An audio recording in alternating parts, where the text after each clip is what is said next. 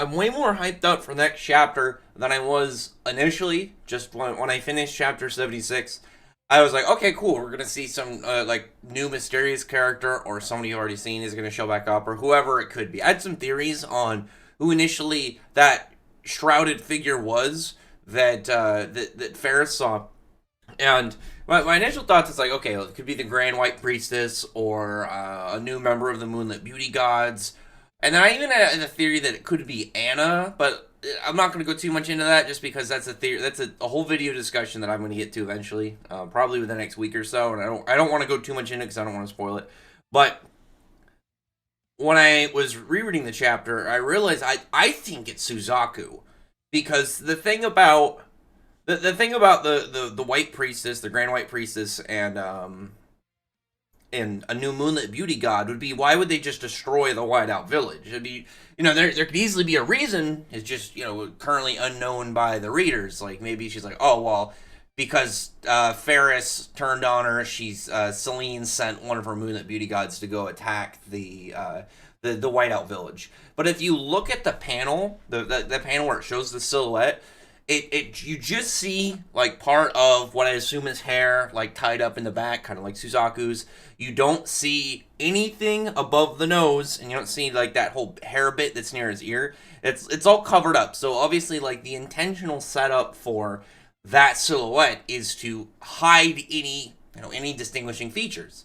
And I think Suzaku would be really obvious if we saw it from the side. If it was a character we hadn't seen before, then you could just show this silhouette. It wouldn't matter because you wouldn't be able to figure out anything about who they are because it'd be somebody brand new.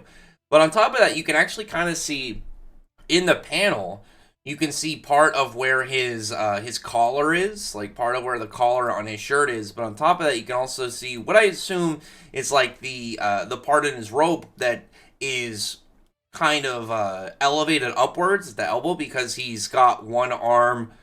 I don't know what that position is called, where it's almost like he's wearing a cast, the way that like he's got his arm in his sleeve and it's just kind of like hanging out near his chest. I don't know exactly what that's called, but I've seen it in series before, and it at least looks enough that it could be him. Like, I feel like if it was zoomed out a little bit more and we could see a little bit of the hair, it'd be like way more of a deterring factor of whether or not it is him. But it would make sense if these guys were getting attacked and it was related to the Dragon Eaters, because there's a couple reasons that it would automatically make sense. The Dragon Eaters, as I mentioned, I don't really, at least currently, see them as evil because they haven't messed with anybody outside of their mission. Anybody that hasn't gotten in their way, or somebody that is part of like their whole job to take down, not like job, but like their mission from Georg to take down the Dragon Gods. Like, they haven't like gone after civilians or just random individuals. And I know like they've messed with the Fairy Tale crew, but the thing is, the Fairy Tale crew have gotten in their way, and to their standpoint, they're enemies and even potentially aiding the Dragon Gods. And most people would like that know about the Dragon Gods would know about them from their lore. And outside of Mercephobia, they've all been pretty malefic. They've all been pretty evil, and Mercephobia like used to be bad. It wasn't until recently that he started to reform himself and become a better person. And if you knew him personally, like you actually talked to him, like the main cast did, you could hear like the genuine nature like of like what he was putting out there. But if you just didn't know and you just heard him say that, like why would you believe him? Just because he's he got hundreds of years of history of being very dangerous to humans, being a threat, eating humans, killing them and stuff. So it would make sense of why they would do that. But this could be the chapter that shows them as if they're like villains or not. But at the same time, it could also be that they went after them because of Ferris, because obviously Ferris was intervening with them as well. And there's even more so like, what if they tried to attack them first? Because the Whiteout people, at least going off of Ferris, we know that can easily be jumped to the gun of just trying to blank out somebody's magic. Like, it wouldn't surprise me if the next chapter we see like a quick flashback of if it is Suzaku and them arriving, and then the Whiteout people try to drain him of his magic, so he's just like, okay, fine, and then goes after him. Or it could just be straight up like he just decided to destroy the place. Like, again, if Diabolos is a bad guy guild, evil, then sure. But they haven't done anything that I would really consider them that evil yet. It's mostly just been opposition to the main cast.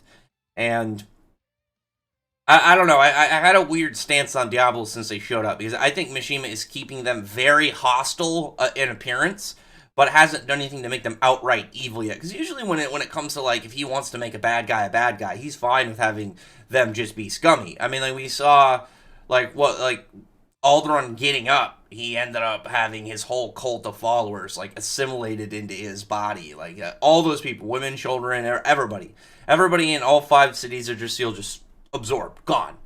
So, like, he's never been somebody to shy away at, like, if he really wanted to make a bad guy look like a bad guy. Whether he's killing one person or 10 or 100, or he's just making, the individuals look like they're, just, like, scum that get off on pain or something like that. You know what I mean?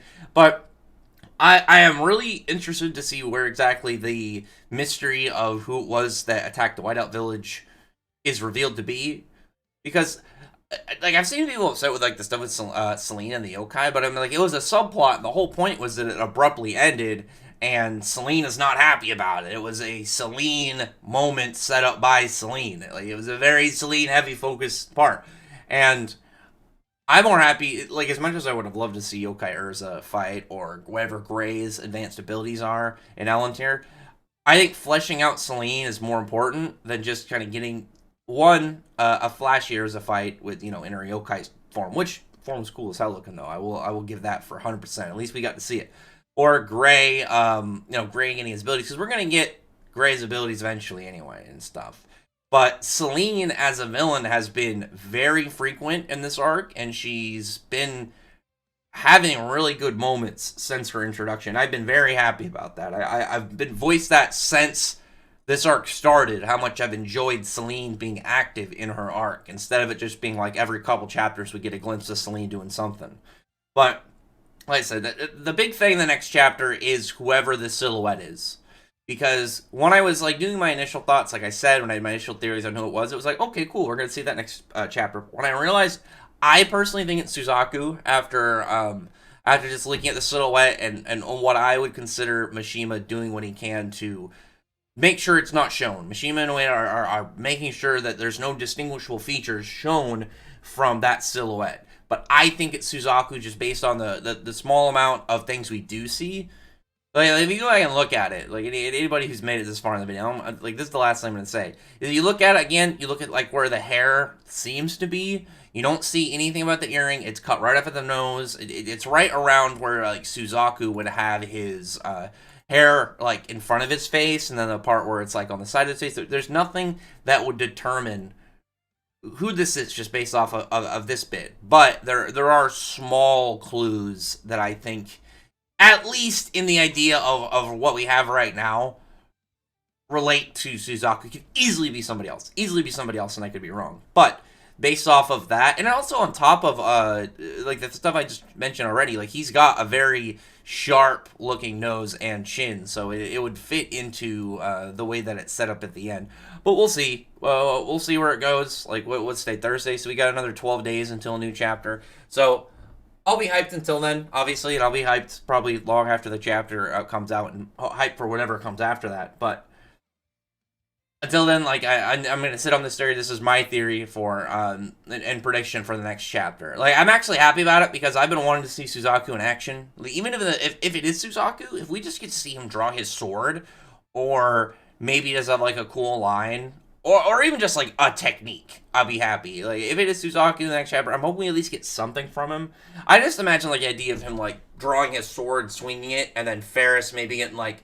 Maybe Toka saves her, like, grabs her and pulls her down so it misses, and then you see, like, in the background, like, all these mountains cleaved, or something crazy. That's just how I imagine, like, a badass Suzaku opening moment to kind of hype him up. But we'll see. Either way, though, comment below. Tell me your thoughts are about this theory and who you think it is. Any questions about the Anna theory, don't even bother, because I'm not going to answer it. I'm going to wait until the video I'm going to do soon, probably this weekend. I got to do that Atlas Flame video still, so I'll get to those. But for now, this is what I got. So anyway, other than that, no comment below. Thumbs up the video, from the like button, subscribe button, check out my other videos. Further than that, I appreciate it. If you already subscribed, and I thank you all for listening.